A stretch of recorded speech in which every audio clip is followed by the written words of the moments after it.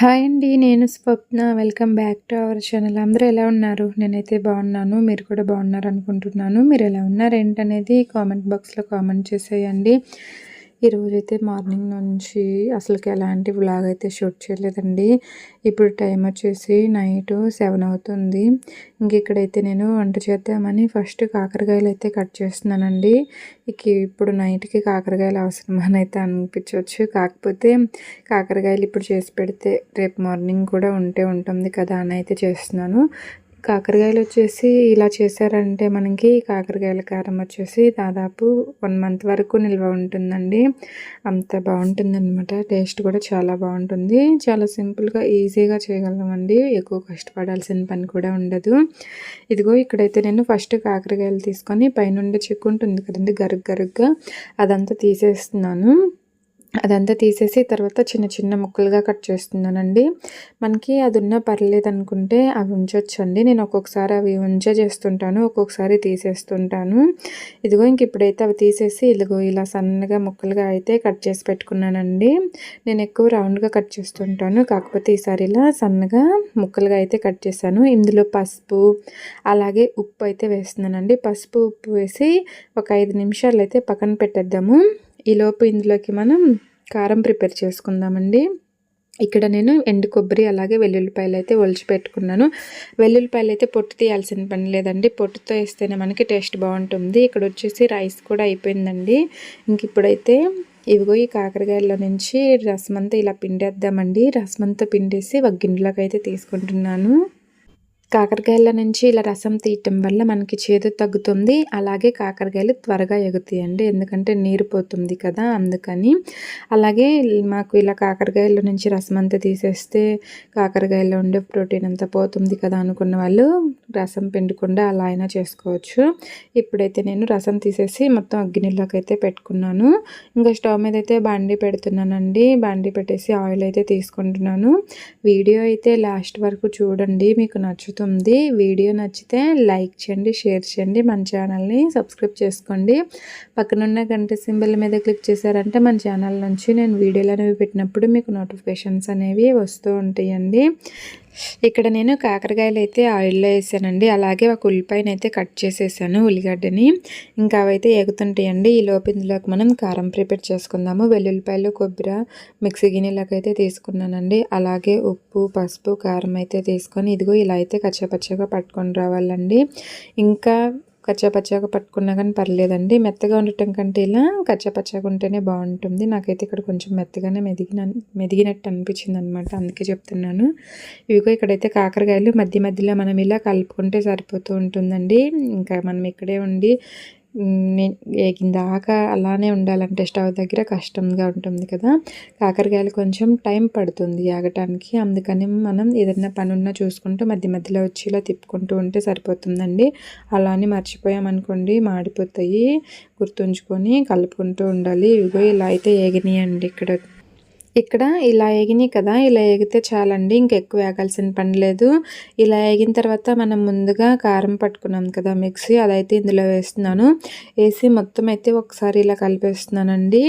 ఇలా కలుపుకున్న తర్వాత ఇందులో నేను కొంచెం ధనియాల పొడి వేస్తానండి.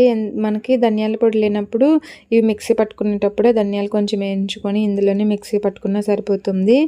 నాకు ఇంట్లో ధనియాల పొడి ఉందని ఇంకెక్కడైతే ధనియాల పొడి ఒక స్పూన్ అయితే వేసి మళ్ళీ మొత్తం కలిసేటట్టు ఇలా అయితే కలుపుతున్నానండి. మనం కాకరకాయ ఫ్రై వచ్చేసి ఇలా చేసుకున్నామంటే టేస్ట్ అయితే సూపర్ ఉంటుందండి. దాదాపు ఇది మనకి ఒక నెల రోజుల వరకు నిల్వ ఉంటుంది. టేస్ట్ అయితే భలే ఉంటుందండి. ఉల్లిపాయలు వేసాను కదా నేను కాకరకాయలు వేయించుకునేటప్పుడు, ఆ ఉల్లిపాయలు వచ్చేసి ఆప్షనల్ అండి, మీకు నచ్చితే వేసుకోవచ్చు లేకుంటే లేదు, కానీ ఉల్లిపాయలు వేసామంటే టేస్ట్ బాగుంటుంది. ఇక్కడైతే నేను స్టవ్ అయితే ఆఫ్ చేస్తున్నానండి. మనకి ఇక్కడ కాకరకాయల కారం అయితే రెడీ అయిపోయింది. చూసారు కదా ఎలా ఉందో. ఇక్కడైతే నేను వేడి వేడి అన్నంలో ఈ కాకరకాయల కారం అయితే వేసుకొని మొత్తం అయితే కలిపేస్తున్నానండి. అసలు మనం ఇలా చేసుకొని తిన్నామంటే డైలీ తినే తిండి కంటే కూడా 2-3 ముద్దలు ఎక్కువ తింటామండి. మనం రోజు ఎంత అన్నం తింటామో దానికంటే 2-3 ముద్దలు ఎగస్ట్రానే తింటామన్నమాట. టేస్ట్ అంత బాగుంటుంది. ఇంకా కావాలంటే నెయ్యి కూడా వేసుకొని తినొచ్చండి. ఇక్కడ నేను అన్నం తిన్నాను, అలాగే పిల్లలకు కూడా తినిపించేస్తానండి. పిల్లలకు కూడా కాకరకాయల కారం అంటే చాలా ఇష్టము, వాళ్ళు కూడా ఇష్టంగానే తింటారు. ఇంకా తిన్న తర్వాత ఇక్కడ స్టాండ్లో ఉన్న సామాన్ మొత్తం సర్దుతున్నానండి. ఇంక ఇవన్నీ అయితే సర్దేయాలి. పైన స్టాండ్ ఉంది కదండి, పక్కన స్టాండ్లోకి అయితే సర్దేస్తున్నాను. ఏంటో అండి అసలు వాతావరణం మారుతున్నట్టుంది. ఇంకా ఇప్పుడైతే వర్షాలు కూడా పడుతూ ఉన్నాయి కదా, వాతావరణం మారటం వల్ల అందరికీ జ్వరాలు, దగ్గు, జలుబు ఇట్లాంటివి అయితే వస్తూ ఉన్నాయి కదా, చాలా జాగ్రత్తగా ఉండాలండి. ఇక నాకైతే గొంతు నొప్పి మాత్రం అస్సలు తగ్గట్లేదు అనమాట. ట్యాబ్లెట్ వేసుకోవాలంటే అస్సలు నచ్చట్లేదు. ఇక 2 రోజులకైనా తగ్గిపోతుంది ఇలానైతే ఉంది. గొంతు మారిపోతుంది కానీ కాకపోతే నాకు అంత భారంగా అయితే లేదండి, కొంచెం పర్లేదనమాట, బాగానే ఉంది. మరీ అంత ఇబ్బందిగా అయితే ఏం లేదు. అందుకని నాకైతే ట్యాబ్లెట్ వేసుకోవాలని అయితే అస్సలు అనిపించట్లేదు. ఇప్పటికి 3 డేస్ నుంచి అండి గొంతు నొప్పిగా అనిపిస్తూ ఉందన్నమాట. కొంచెం నీరసంగా కూడా ఉంటుంది. కాకపోతే ఇంక ఇలా ఉన్నప్పుడు మనం ముందు జాగ్రత్తగా కొంచెం వాటర్ ఎక్కువ తాగటము, అలాగే కొబ్బరి నీళ్ళు, ఇంకా సబ్జా నీళ్ళు ఇట్లాంటివి తాగుతూ ఉన్నామంటే మనకి కొంచెం ఇబ్బంది లేకుండా ఉంటుందండి. మనకి ఏదన్నా ఒంట్లో వేడున్నా కానీ తగ్గుతుంది కదా. ఇక అనిపిస్తూ ఉంటుంది ఎప్పుడన్నా ఇలా బాగాలేనప్పుడే ఇంకా వాటర్ ఎక్కువ తాగటం, కొబ్బరి నీళ్ళు తాగటం ఇట్లాంటివన్నీ గుర్తొస్తూ ఉంటాయి కదా. నార్మల్గా ఉన్నప్పుడు మంచినీళ్ళు ఎప్పుడో ఇంకా అప్పుడప్పుడు దప్పికైనప్పుడు మాత్రమే తాగుతూ ఉంటానండి. అలా అస్సలు ఉండొద్దు అబ్బా, నిజంగా చెప్తున్నాను. వాటర్ మనం ఎక్కువ తాగుతూ ఉండాలి. నాకేంటి అస్సలు నాకు వాటర్ దప్పికైనప్పుడు మాత్రమే తాగాలనిపిస్తుందండి. మిగతా టైంలో అసలు వాటి జోలికి పోననమాట. అలా అసలు ఉండకూడదని నాకు తెలుసు. కాకపోతే ఎందుకు ఇలా చేస్తున్నానో అసలు అర్థం కావట్లేదండి. పనిలో పడి ఆ పని చేసుకుంటూ ఈ పని అయిపోయాక ఈ పని చేద్దాం ఇట్లా అనుకుంటూ నీళ్ళు తాగడం కూడా మర్చిపోతాను అనమాట. ఎప్పుడో ఒకసారి గుర్తొస్తుంది. బాగా దప్పుకైనప్పుడు అమ్మ మంచినీళ్ళు దప్పుకైతేనే తాగాలి అని అయితే అనుకుంటూ ఉంటాను. కానీ మిగతా టైంలో అయితే తాగాలన్న ఆలోచనే ఉండదండి. కానీ అలా ఉండకూడదు. మనం ఎక్కువ వాటర్ తీసుకుంటూ ఉంటే మనకి హెల్త్ ప్రాబ్లమ్స్ అనేవి చాలా తక్కువ వస్తూ ఉంటుంటాయి కదా. వాటర్ తాగటం మాత్రం ఖచ్చితంగా అలవాటు చేసుకోవాలండి. నాకు ఇట్లా కొంచెం ఏదన్నా ఇబ్బందిగా అనిపించినప్పుడు, వేడి చేసినట్టు అనిపించినప్పుడు ఇట్లాంటప్పుడే నాకు వాటర్ ఎక్కువ తాగాలని చెమ్ము అంటే లీటర్ చెమ్ము ఉంటుంది కదండి, ఇంకా లీటర్ చెమ్ముతో మొత్తం తాగేస్తూ ఉంటానన్నమాట. లేనప్పుడు తాగితే ఏ ప్రయోజనం చెప్పండి. డైలీ ఇలానే తాగామంటే ఎలాంటి ఇబ్బంది ఉండదు కదా. డైలీ ఒక 3 లీటర్లన్నా తాగుతున్నానా లేదా అని ఒక్కొక్కసారి నాకే డౌట్ వస్తూ ఉంటుంది. ఎందుకంటే ఎప్పుడో గుర్తొచ్చినప్పుడు, దప్పుకైనప్పుడు మాత్రమే తాగుతూ ఉంటాను. మిగతా టైంలో వాటర్ తాగదామన్న ఆలోచనే ఉండదు కదా. అట్లాంటప్పుడు మరి ఇంకేం ఎలా ఉంటుంది చెప్పండి. మా వారైతే అంటూ ఉంటారండి, ఎప్పుడన్నా బాగాలేనప్పుడే నువ్వు ఇట్లాంటివి చేసేది, బాగున్నప్పుడు ఏవి గుర్తుండవు, బాగున్నప్పుడు ముందు జాగ్రత్తగా అన్నీ చేసుకుంటూ ఉంటే ఇంకా ఇబ్బంది అనేది రాకుండా ఉంటుంది కదా అని అయితే అంటూ ఉంటారు.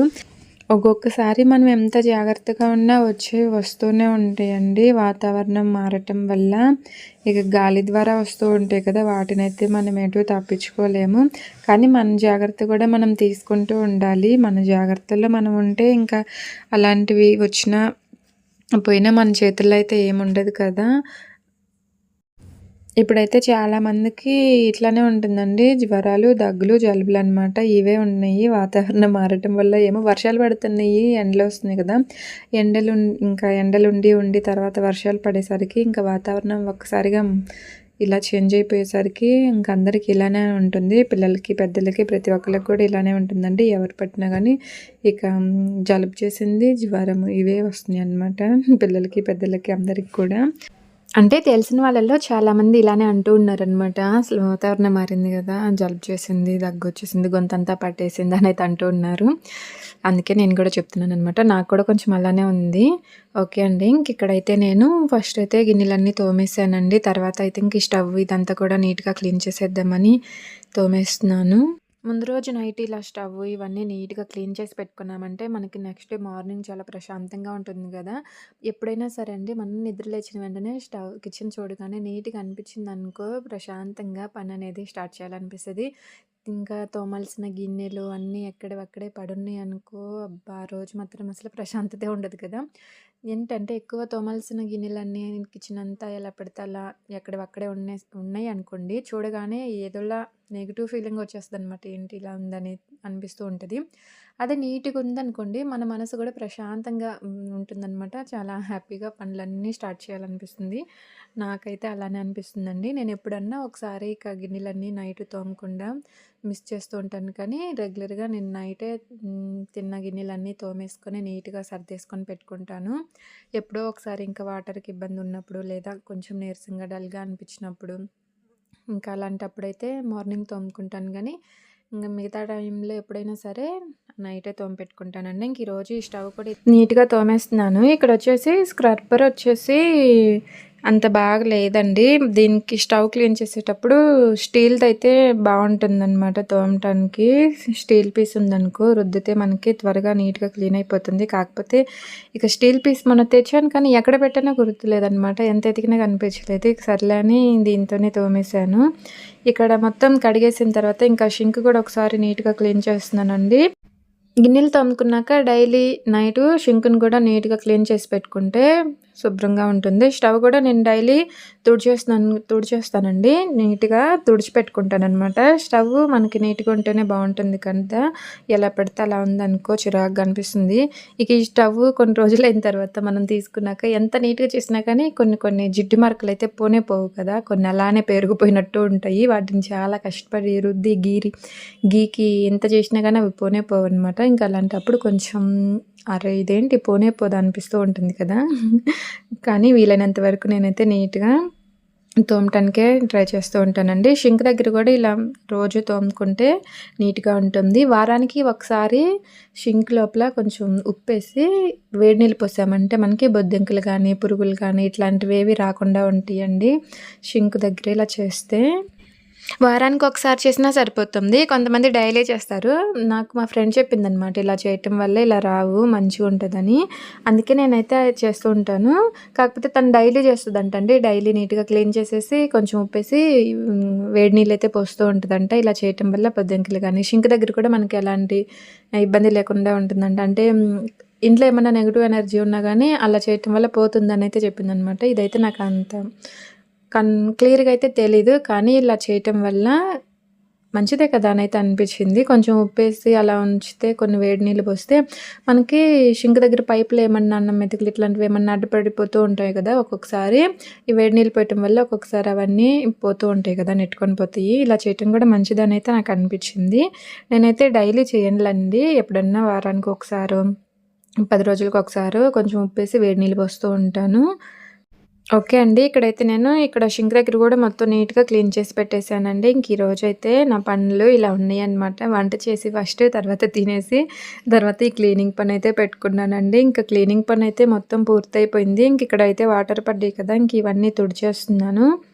ఇక ఈరోజైతే నా పని పూర్తయిపోయిందండి. ఇంక ఇక్కడైతే మొత్తం తుడిచేశాను. ఇంక పిల్లలనైతే నిద్రపుచ్చేస్తానండి. టైం వచ్చేసి 9:30 అవుతుంది. పిల్లలైతే టీవీ చూస్తూ ఉన్నారు. ఇంకా వాళ్ళనైతే నిద్రపుచ్చేస్తాను.